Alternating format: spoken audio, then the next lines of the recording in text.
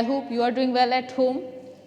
Okay, so today we are going to learn our new chapter or study a new chapter, that is mosquitoes and malaria. Chapter number 25, page number 100. Okay, so as we all know about mosquito, I think mosquito के बारे में तो सभी जानते हैं कि mosquito क्या होता है. Mosquito just a small insect. Okay, mosquito क्या है? एक छोटा सा इंसेक्ट होता है ना. Mosquito is a flying insect. Mosquito ऐसा इंसेक्ट है जो कि उड़ता है और साथ के साथ वो सारे ह्यूमंस और एनिमल्स को बाइट करता है.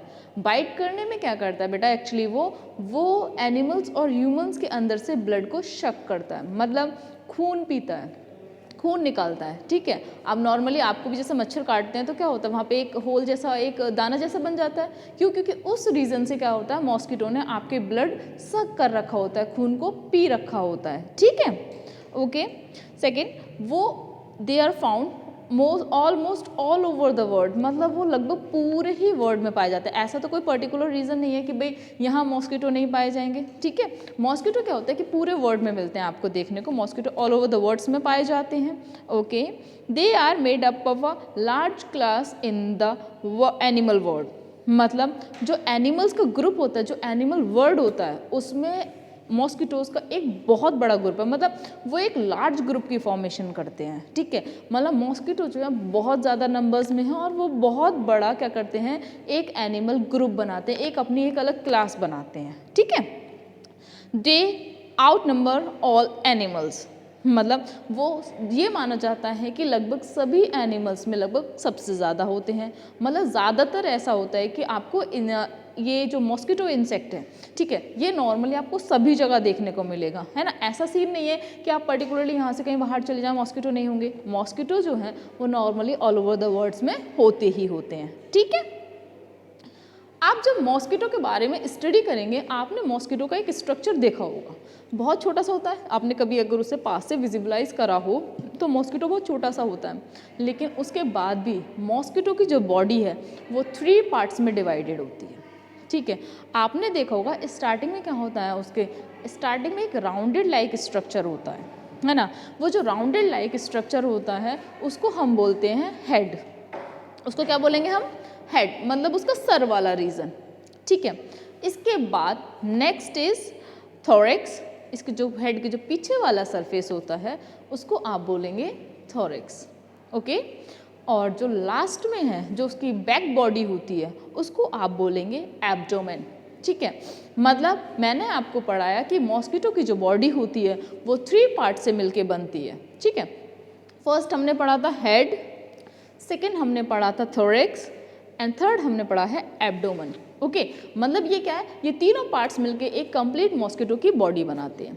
ठीक है, इसके बाद अब आप आगे जब मॉस्किटो के बारे में कंप्लीट पढ़ेंगे, मतलब मॉस्किटो की कंप्लीट स्टडी करेंगे, तो आप उसमें देखेंगे बेटा कि मॉस्किटो वाले स्ट्रक्चर में जो आपका हेड वाला पार्ट है उसमें बहुत डिफरेंट टाइप्स के पार्ट्स भी इन्वॉल्व होते हैं. मतलब हेड क्या है, हमने हेड को एक आगे वाला पार्ट बता दी कि फ्रंट वाला पार्ट हेड है. ठीक है, बट उस हेड में भी और चीज़ें इन्वॉल्व होती हैं, मतलब हेड के अंदर भी बेटा और सारे पार्ट्स भी होते हैं.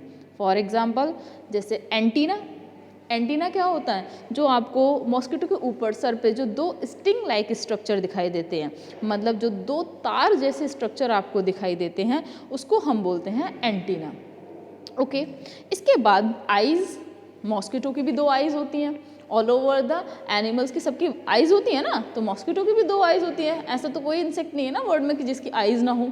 ठीक है, मतलब मॉस्किटोज के पास भी आइज़ हैं, एंटीना के जस्ट बिलो में आइज़. ओके, इसके बाद मिलेगा प्रोबोसिस. ठीक है, मतलब जो मॉस्किटो का सबसे इम्पॉर्टेंट पार्ट है, जो पार्ट मॉस्किटो का सबसे ज़्यादा इम्पॉर्टेंट है वो होता है बेटा प्रोबोसिस. अब आप पूछो मैम प्रोबोसिस क्या होता है? एक्चुअली बेटा जो मॉस्किटो आपका ब्लड सक करते हैं, सक करने के लिए उन्हें एक हॉलो ट्यूब लाइक स्ट्रक्चर चाहिए.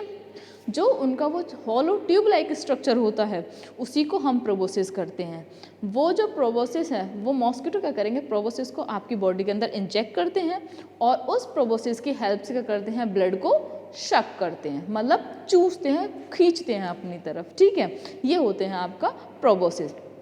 इसके बाद आप आएंगे थोरेक्स वाले पार्ट पे, जिस रीजन में आपका हेड मॉस्किटो का हेड और मॉस्किटो का बैक पार्ट जहाँ पे अटैच होता है, लगभग वो वाला रीजन आपका कहलाएगा थोरेक्स। ठीक है, मतलब जो रीजन आपका मॉस्किटो का आपको दिखाई दे रहा है, जो यहाँ पे हेड वाला रीजन, पीछे बैक वाला रीजन, एब्डोमेन, जहाँ पे ये दोनों रीजन कंबाइन होते हैं, एक साथ आके मिलते हैं, इसको हम बोलेंगे थोरेक्स। ओके, इसके बाद लास्ट वाला पार्ट होता है आपका एब्डोमेन। एब्डोमेन में क्या है कि एब्डोमेन क्या होता है कि जो मॉस्किटो की बैक बॉडी है, पीछे की साइड वाली जितनी बॉडी है, उसको हम बोलते हैं एब्डोमेन। ओके, एब्डोमेन के बाद आप इतना ही नहीं कि यहाँ पे आके मॉस्किटो का बॉडी खत्म हो जाता है ना, मॉस्किटो के पास नंबर ऑफ लेग्स भी होते हैं, मतलब ऐसे पैर भी होते हैं जिनसे वो मूव भी कर सकते हैं। ठीक है, तो इसके पास I think 3 pairs of legs होते हैं, ठीक है, जिन्हें टोटल 6 लेग्स माना जाता है। इसके अलावा बेटा मॉस्किटो के पास विंग्स भी होते हैं। विंग्स तो आपको पता ही है किस लिए, उड़ने के लिए।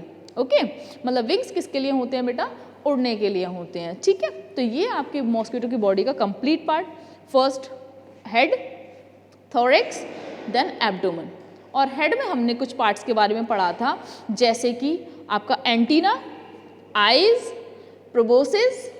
ओके, और थोरेक्स हमने पढ़ा था आपकी जो मॉस्किटो की फ्रंट बॉडी और जो पीछे एब्डोमेन बॉडी जहाँ कनेक्ट होती है, उसके थोड़े साइड वाले रीजन को हम थोरेक्स बोलते हैं।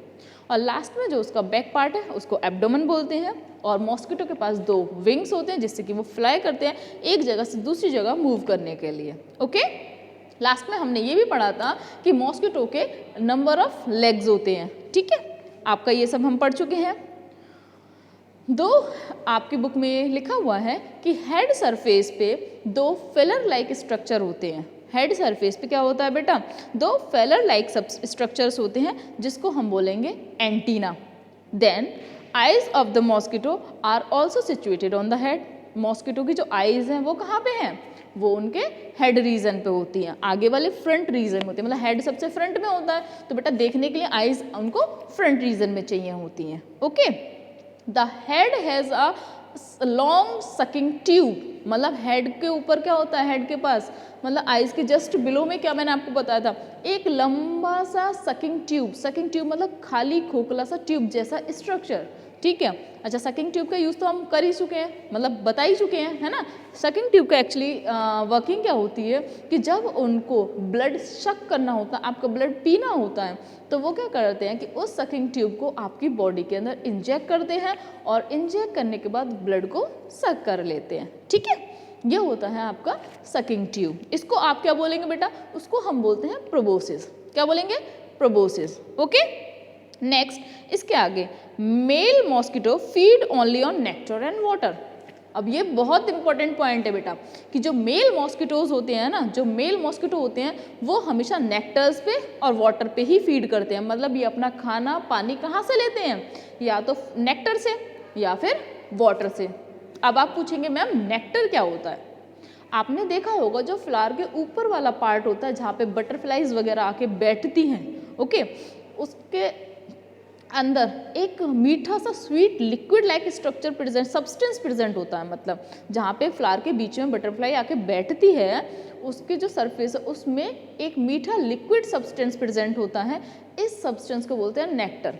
इसको बटरफ्लाई सक करती है और साथ के साथ मेल मॉस्किटो भी सक करता है। बटरफ्लाई के पास ही प्रोबोसिस होता है, तो वो क्या करती है उस फ्लावर में वो प्रोबोसिस एंटर कर देती हैं और वहाँ से नेक्टर को सक कर लेती है। सेम मॉस्किटो करते हैं, जो मेल मॉस्किटो होते हैं वो भी बेटा सेम काम करते हैं। वो क्या करते हैं, वो अपना प्रोबोसिस जो उनका सकिंग ट्यूब होता है उसको इस फ्लावर के अंदर एंटर कर देते हैं और एंटर करके क्या करते हैं उसको सक करते हैं। ठीक है, तो वहाँ से वो नेक्टर को एब्जॉर्ब कर लेते हैं। तो यहाँ पे क्या हमने पढ़ा, हमने पढ़ा कि मॉस्किटो वाटर के ऊपर और नेक्टर्स के ऊपर, इन दोनों चीज़ों के ऊपर फीड करते हैं। ओके, कौन से मॉस्किटो, मेल मॉस्किटोज फीड करते हैं। ठीक है बेटा, ठीक है, ऐसा नहीं है फीमेल नहीं करती, मतलब फीमेल के बारे में हमारी बुक में नहीं है, हमें सिर्फ मेल्स के बारे में ध्यान रखना है। मेल्स क्या सक करते हैं, नेक्टर्स एंड वाटर, इन दोनों पे फीड करते हैं। अब हमने आपको ये तो मैंने आपको साथ के साथ बता ही दिया था कि जो मतलब आपका मॉस्किटो होता है इसके पास कितने पेयर ऑफ लेग्स होते हैं, 3 पेयर ऑफ लेग्स। ये मैंने आपको बताया था कि mosquito have 3 pairs of leg, मतलब मॉस्किटो कितने पैर हुए, 6 लेग्स। ओके, तो मॉस्किटो पे कितने लेग हुए बेटा, 6 लेग्स। ठीक है, okay. They are carrier of several diseases. आपको ये तो पता ही होगा, जो मॉस्किटोज होते हैं, हाउस फ्लाइज होते हैं, ये बहुत सारी डिजीज़ को लेके चलते हैं, मतलब बहुत सारी डिजीज़ का ट्रांसफ़र करते हैं एक जगह से दूसरी जगह। तो सेम अभी हम जब मॉस्किटो के बारे में पढ़ रहे हैं तो हम मॉस्किटो के बारे में जानेंगे कि मॉस्किटो क्या करते हैं, अपने साथ बहुत सारी डिजीज़ का ट्रांसफ़र करते हैं, मतलब बहुत सारी डिजीज़ आगे बढ़ाते हैं। ठीक है, okay. Infected mosquito terminate germs that cause disease like malaria, chikungunya and yellow fever और dengue in the human beings. Okay? मतलब अगर मान लो किसी को फीवर है या डेंगू है, ठीक है, अगर उसको मॉस्किटो ने काटा, ओके, और काटने के बाद वो मॉस्किटो चला गया दूसरे किसी इंसान को काटने, ठीक है, अगर वो मॉस्किटो वहाँ काटने के बाद दूसरे किसी इंसान को काटने चला जाता है, ओके, तो इससे क्या होगा कि वो मॉस्किटो इन्फेक्टेड हो जाएगा और इन्फेक्टेड होके वो आपको भी इन्फेक्शन कर देगा, है ना। इन्फेक्टेड मॉस्किटो का मतलब ये होता है बेटा सिंपली कि मॉस्किटो ने पहले किसी ऐसे इंसान को काट रखा है जो पहले से बीमार है, या तो उसे डेंगू होगा या उसे चिकनगुनिया होगा, येलो फीवर, या फिर मतलब जो भी डिजीज़ होती हैं बैक्टीरिया कॉजिंग डिजीज़, अगर किसी ऐसे इंसान को मॉस्किटो ने काटा और फिर मॉस्किटो ने उसको काटने के बाद किसी हेल्दी पर्सन को काट लिया, ठीक है, तो हेल्दी पर्सन को भी डेंगू या ये सब बीमारी हो सकती है, बिकॉज जो वो मॉस्किटो है बेटा वो मतलब बीमार पर्सन को काटने के बाद कैसा हो गया, इन्फेक्टेड हो गया, उसने इन्फेक्शन वाला खून को पी लिया, तो इन्फेक्शन उसके पास है, तो वो इन्फेक्शन किसको ट्रांसफ़र कर देगा, आपको ट्रांसफ़र कर देगा। ठीक है, अब हमने इसमें 4 चीज़ें पढ़ी कि कौन कौन सी बीमारी ऐसी हैं जो स्पेशली मॉस्किटोज ट्रांसफ़र करते हैं। पहली बीमारी मलेरिया, फिर चिकनगुनिया, फिर येलो फीवर, लास्ट में डेंगू। ये 4 बीमारी ऐसी हैं जो मॉस्किटोज इजीली ट्रांसफ़र करते हैं एक इंसान से दूसरे इंसान के लिए। Got it? ओके, अब हम आगे पढ़ेंगे बेटा, आगे हमें पढ़ना है ब्रीडिंग ऑफ मॉस्किटोज, मतलब कि मॉस्किटोज कैसे बनते हैं, कैसे पैदा होते हैं mosquitoes. Okay, mosquitoes are abundant in the warm region, मतलब मॉस्किटोज जो गर्म इलाका होता है ना, जहाँ पे थोड़ी सी गर्मी होती है, उन वाले रीजन में आपको बहुत ज़्यादा मॉस्किटोज देखने को मिलेंगे। मतलब मॉस्किटो जहाँ पे थोड़ी सी भी गर्मी वाला रीजन आया ना, तो वहाँ पे आपको नॉर्मली मॉस्किटोज देखने को मिलेंगे। ओके, ठीक है। They live in area of standing and stagnant water such as swamp, lakes, pond and paddy fields. मतलब कि मॉस्किटो का फर्स्ट कंडीशन तो हमने पढ़ ली कि बेटा मॉस्किटो क्या करते हैं, ऐसे रीजन में बहुत ज़्यादा देखने को मिलते हैं जहाँ पे थोड़ी सी गर्मी और थोड़ा सा नॉर्मल टेम्परेचर होता है। ठीक है, थोड़ी गर्मी बढ़ेगी तो मॉस्किटोज बढ़ते बढ़ते, और ऐसी जगह पे हमें मॉस्किटो बहुत ज़्यादा देखने को मिलते हैं। ठीक है, फिर सेकंड हमने पढ़ा कि मॉस्किटो स्पेशली वहाँ पे ज़्यादा मिलेंगे आपको जहाँ पे रुका हुआ पानी होगा या पानी का कुछ स्टोरेज होगा। मतलब आपने देखा है कि अगर बराबर में कोई गड्ढा है या फिर कोई लेक है, पॉन्ड है, पैडी फील्ड में धान के खेत है जिसमें पानी भर रखा है, ओके, अगर ऐसी जगह मिल जाए तो ये जगह जो होती है मॉस्किटो के लिए फेवरेबल कंडीशन होती हैं। मतलब ऐसी जगह मॉस्किटो होने की संभावनाएं काफ़ी ज़्यादा होती है। ठीक है, मतलब ये कौन सी कंडीशन है, वो कंडीशन है जिसमें मॉस्किटो की ब्रीडिंग थोड़ी ज़्यादा होगी। अब उनके लिए फेवरेबल कंडीशन पहले तो गर्म मौसम होना चाहिए, वो तो अकॉर्डिंग टू क्लाइमेट होगा बेटा। दूसरा, अगर पानी रुका हुआ है या आपने पानी ऑलरेडी भर के रख दिया कहीं पे, तो वहाँ पे भी मॉस्किटो ग्रो होने के चांसेस बहुत ज़्यादा बढ़ जाते हैं। ओके, वहाँ पे मॉस्किटो बहुत ज़्यादा बढ़ जाएंगे। ठीक है, और जैसे पानी कहाँ कहाँ आपको देखने को मिलेगा, लेक्स में, पॉन्ड्स में, पैडी फील्ड्स में और स्वैम्प में, गड्ढों में। ठीक है, ऐसी जगह में आपको नॉर्मली मॉस्किटोज की ब्रीडिंग देखने को मिलेगी। ओके, इसके बाद female mosquito lay eggs, a large number of eggs eight one time in water. मतलब जो फीमेल मॉस्किटो होती है ना, वो एक बार में बहुत सारे अंडे देती है। ठीक है, और कहाँ पे देती है, रुके हुए पानी में। ओके बेटा, मतलब देखो मैंने आपको बताया कि जहाँ पे रुका हुआ पानी होता है वहाँ पे बहुत ज़्यादा मॉस्किटोज बढ़ जाते हैं। ठीक है, तो इस बात को आप समझ के देखिए कि जो पानी रुका हुआ है, ठीक है, जो पानी रुक गया है, जो पानी रुका हुआ है, वो पानी बेटा मॉस्किटो की ब्रीडिंग के लिए बहुत फेवरेबल है। अब मान लो कोई फीमेल मॉस्किटो है, ओके, अब वो एग ले करेगी, तो एग ले करने के लिए, अंडे देने के लिए वो ऐसी जगह ढूंढती है जहाँ पे वाटर अवेलेबल हो, ठीक है, गड्ढे हैं, तालाब हैं, यहाँ पे वाटर अवेलेबल होता है, तो वहाँ पे जो फीमेल मॉस्किटो होती है वो एक बार में बहुत सारे अंडे देती है, ठीक है, एक बार में क्या करेगी, वो बहुत सारे अंडे देगी, ओके बेटा। फिर उसके बाद क्या होता है, जब थोड़ा थोड़ा टाइम बीतता जाता है, फिर क्या होगा, फिर और अंडे से छोटे छोटे बच्चे निकलने शुरू हो जाएंगे, जिनको हम लार्वा बोलते हैं, ओके। एग से क्या बनेगा, लार्वा बनेगा, ठीक है ना। उसके थोड़े दिन बाद जब लार्वा थोड़े दिन फॉर्म हो जाएगा, थोड़ा आगे बढ़ेगा प्रोसेस, तो लार्वा के बाद एक नेक्स्ट स्टेज बढ़ेगी जिसे बोलते हैं हम प्यूपा, ओके। लार्वा के बाद नेक्स्ट स्टेज कौन सी होगी, प्यूपा। जब प्यूपा और बड़ा हो जाएगा, जब हम प्यूपा को भी थोड़ा टाइम देंगे, जब हम वो वाटर क्लियर नहीं करेंगे, तो थोड़े टाइम बाद वो प्यूपा क्या हो जाएगा, एक कंप्लीट मॉस्किटो की फॉर्मेशन ले लेगा, मतलब एक बड़ा सा मच्छर बन जाएगा, ओके। तो अब हमने यही पढ़ा कि मॉस्किटो की ब्रीडिंग के लिए फेवरेबल कंडीशन कौन कौन सी थी। पहली बात तो कि उसके लिए वार्म क्लाइमेट होना चाहिए, जब वार्म क्लाइमेट हमने उनको दे दिया अच्छे से।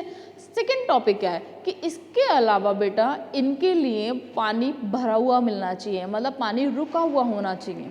पहली favourable condition warm climate, second favourable condition is रुका हुआ या भरा हुआ पानी, मतलब कोई गड्ढा है, कोई तालाब है, कोई पॉन्ड है, या फिर कोई बेटा पैडी फील्ड है जहाँ पे पानी ऑलरेडी रुका हुआ है। अगर ऐसी कंडीशन उसको मिलती है तो फीमेल मॉस्किटो क्या करती है, वहाँ पे जाके अंडे देती है, ठीक है। और उसके बाद भी अगर आप उस रीज़न को साफ़ नहीं करेंगे, जैसे कि वो गड्ढे वगैरह सही नहीं होंगे या फिर वो लेक्स वगैरह में आप साफ़ सफाई नहीं करवाएंगे, तो वो एग्स थोड़े बड़े हो जाएंगे। बड़े होने के बाद वो किसका फॉर्म लेंगे, वो लार्वा का फॉर्म ले लेते हैं, ठीक है। लार्वा के फॉर्म के बाद वो क्या करेंगे, फिर और कुछ बड़े होंगे, और बड़े होने के बाद वो प्यूपा की फॉर्मेशन ले लेंगे। प्यूपा की फॉर्मेशन के बाद वो थोड़े और जब बड़े होंगे तो वो प्यूपा बेटा लास्ट में कंप्लीटली ट्रांसफॉर्म हो जाता है, किसमें बेटा, कंप्लीटली ट्रांसफॉर्म हो जाता है एक एडल्ट मॉस्किटो में, ठीक है। और एडल्ट मॉस्किटो के स्ट्रक्चर के बारे में हमने पढ़ा ही था, स्टार्टिंग में हमने उसको पढ़ लिया था कि जब एडल्ट मॉस्किटो की फॉर्मेशन होती है तो उसके पास बॉडी होती है जिसमें कि जो 3 पार्ट्स में डिवाइडेड होती है, हेड, थोरेक्स एंड एब्डोमेन। ये मैंने कंप्लीटली आपको पढ़ाया था, ठीक है।